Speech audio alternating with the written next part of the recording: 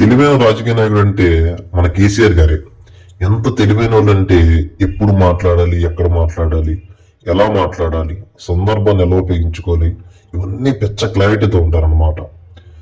తెలంగాణలో తెలంగాణకు రిలేటెడ్ ఎన్ని ఇష్యూలు అయినా సరే, హైడ్రా ఇష్యూ కానీ, హైదరాబాద్ యూనివర్సిటీ ఇష్యూ కానీ, Jubilee hills by elections campaigning కూడా అలా కేసీఆర్ గారు.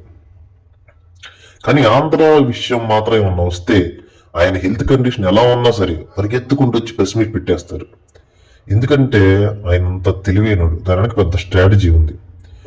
చిన్న లైవ్ ఎగ్జాంపుల్, ఇప్పుడు తెలంగాణ మొత్తం 5 crores పాపులేషన్ ఉన్నారనుకోండి, ఓటుకు సంబంధం లేకుండా పిల్ల పాపల మొత్తం కాంగ్రెస్కి ఒక 2 కోట్ల మంది సపోర్టర్స్ ఉంటారు, బీఆర్ఎస్కి 2 కోట్ల మంది సపోర్టర్స్ ఉంటారు, బీజేపీకి 1 కోటి మంది ఉంటారు.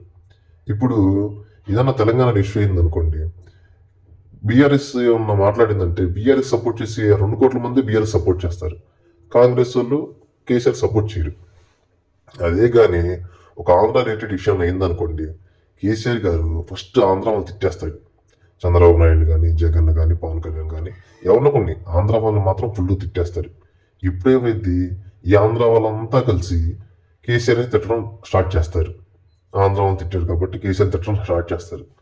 ఇప్పుడు ఇది ఏమైందంటే తెలంగాణలో ఉన్న 5 కోట్ల మంది, వాళ్ళు కాంగ్రెస్ సపోర్టర్స్ అయినా బీజేపీ సపోర్టర్స్ అయినా సరే, ఆంధ్ర వాళ్ళు కేసీఆర్ తిట్టారని చెప్పేసి ఈ తెలంగాణ సెంటిమెంట్తో అందరు కేసీఆర్ సపోర్ట్ చేస్తారు. ఈ స్ట్రాటజీతో కేసీఆర్ గారు ఎన్నోసార్లు అడ్వాంటేజ్ పొందారన్నమాట. హ్యాట్స్ ఆఫ్ సార్ మీకు.